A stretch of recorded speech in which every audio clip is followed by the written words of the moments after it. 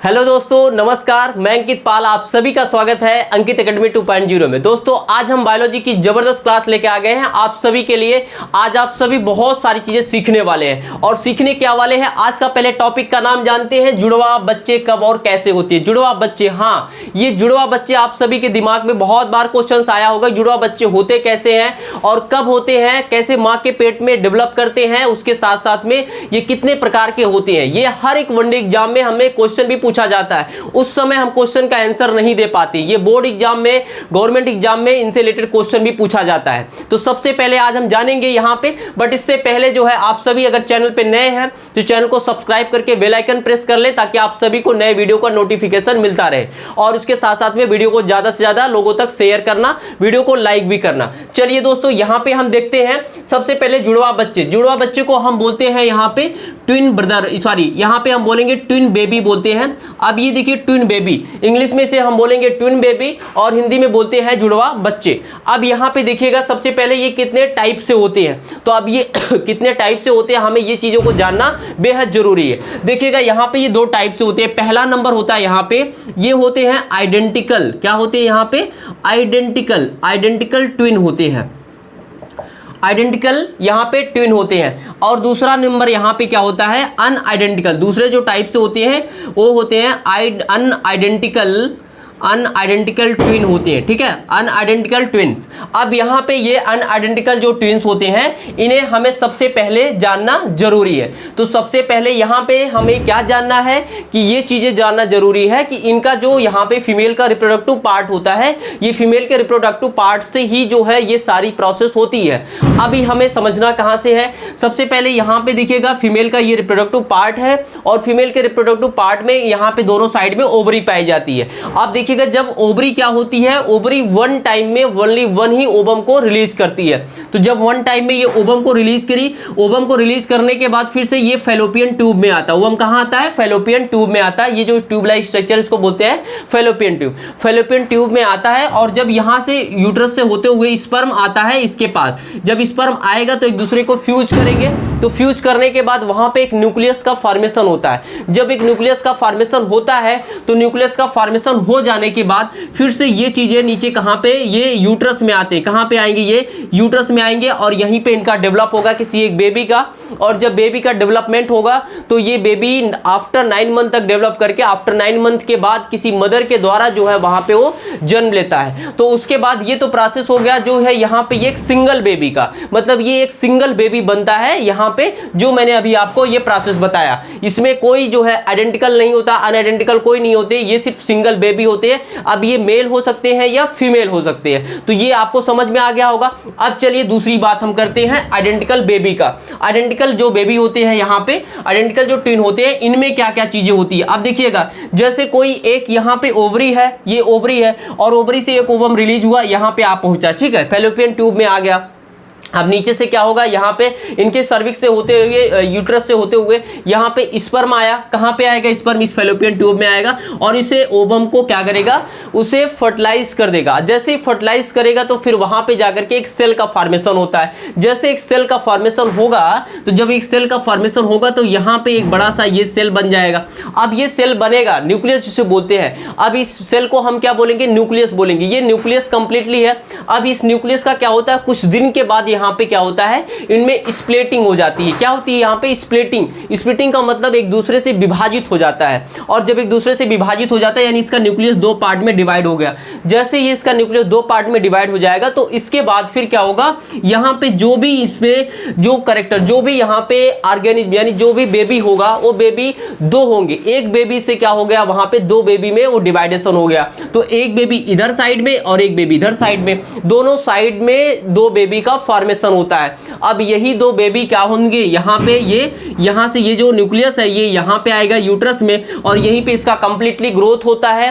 ठीक है, और कंप्लीटली से ग्रोथ होगा। ग्रोथ होने के बाद फिर से जाकर के यहाँ पे ये आफ्टर द 9 मंथ के बाद फिर से एक मदर के द्वारा वहां पे वो जन्म लेता है। लेकिन ये जो बेबी होगा ना, ये इस टाइप के बेबी को हम क्या कहते हैं, आइडेंटिकल बेबी कहते हैं। यानी आइडेंटिकल बेबी का मतलब यहाँ पे ये हो गया दोनों के सेम करेक्टर पाए जाएंगे, सेम करेक्टर पाए जाएंगे, क्योंकि यहाँ पे ये जो करेक्टर है ना, एक ही न्यूक्लियस है, एक ही ओवम है और एक ही यहाँ पे स्पर्म है, दोनों का सेम करेक्टर होगा और सेम करेक्टर उनके वहां पे जो उनसे बनने वाली संतान होती है, ऑफस्प्रिंग होती है, उनमें सेम जाता है। तो इसलिए जो है यहाँ पे जो बेबी होगा वह सेम होगा, चाहे वो गर्ल्स गर्ल्स होंगे, चाहे वो बॉयज बॉयज होंगे, यानी चाहे वो लड़का लड़का होगा या लड़की होंगी, दोनों वहां पे दोनों का सेम करेक्टर होगा। उन्हें हमें पहचानने में भी प्रॉब्लम होती है, हम पहचानने में भी एक तरीके से हमें अपने आप को असहज फील कर पाते हैं कि ये कौन है। मतलब अगर उन्हें वहां पे अगर किसी करेक्टर से हम नहीं पहचान सकते, गलती कोई और करता है तो मारते किसी और को, कोई कुछ और काम करता है तो किसी और को पकड़ते हैं। तो ये चीज़ें होती हैं। हर एक पेरेंट्स भी, कभी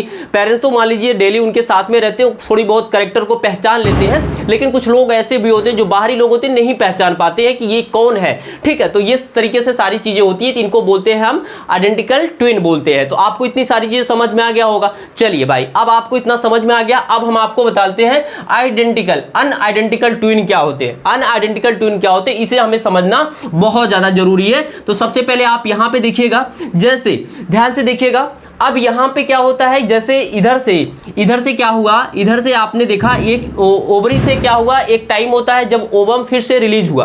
अब ओवम यहाँ से रिलीज हुआ, जैसे यहाँ से ओवम रिलीज होगा तो रिलीज होकर के यहाँ पे आएगा। ठीक है, और इधर से क्या हुआ, यहाँ पे यूट्रस से होते हुए यहाँ पे क्या आ गया, जैसे एक मिनट, यहाँ पे एक ओवम नहीं बल्कि यहाँ पे दो ओवम यहाँ पे रिलीज हुआ और एक साथ में दो ओवम। कभी कभी ऐसा नेचुरली होता है फीमेल में, वहां पे उनकी ओवरी कभी कभी होता है कि दो ओवम को रिलीज कर देती है। जब दो ओवम को रिलीज की और इधर से आते हैं कितने, इधर से भी आ गए दो स्पर्म। ठीक है, इधर से भी कभी कभी दो स्पर्म आए और स्पर्म आकर के यहाँ पे दोनों ओवम को एक साथ में क्या करते हैं, वहां पे उन्हें फ्यूज करते हैं। जब फ्यूज करेंगे तो फर्टिलाइजेशन हो गया और फर्टिलाइजेशन हो जाने के बाद फिर से क्या होगा, वहां पे दो न्यूक्लियस का फॉर्मेशन होगा। जब दो न्यूक्लियस का फॉर्मेशन होगा तो दोनों न्यूक्लियस कहां पे आएंगे, ये दोनों न्यूक्लियस आएंगे कहां पे, यूट्रस में आएंगे और इस यूट्रस में आकर के उन दोनों का क्या होगा, वहां पे डेवलपमेंट होगा। दोनों का क्या होगा, एक ही यूट्रस में जो है दोनों वहां पे डेवलपमेंट होगा दोनों न्यूक्लियस का। अब दोनों न्यूक्लियस होंगे, दो बेबी का फॉर्मेशन करेंगे। अब दोनों बेबी जो होंगे वो दोनों करेक्टर में बिल्कुल सेम नहीं हो सकते हैं, बिल्कुल वहां पे अलग अलग हो सकते हैं, डिफरेंट हो सकते हैं। कभी कभी आपको देखने को मिलेगा वहां पे यानी दो लड़के भी हो सकते हैं, यानी दोनों लड़के भी हो सकते हैं, दोनों वहां पे लड़कियां भी हो सकती हैं। ऐसी कंडीशन होते हैं यहाँ पे, यानी कोई जरूरी नहीं है कि यहाँ पे दोनों एक ही जैसे दिखें, एक जैसे नहीं दिखेंगे दोनों का, क्योंकि दो स्पर्म है और दो ओवम है, यानी यहाँ पे दो स्पर्म और दो ओवम ने यहाँ पे एक दूसरे को फर्टिलाइज किया है। ये अब यहाँ पे दोनों का करेक्टर जो होगा बिल्कुल डिफरेंट होगा।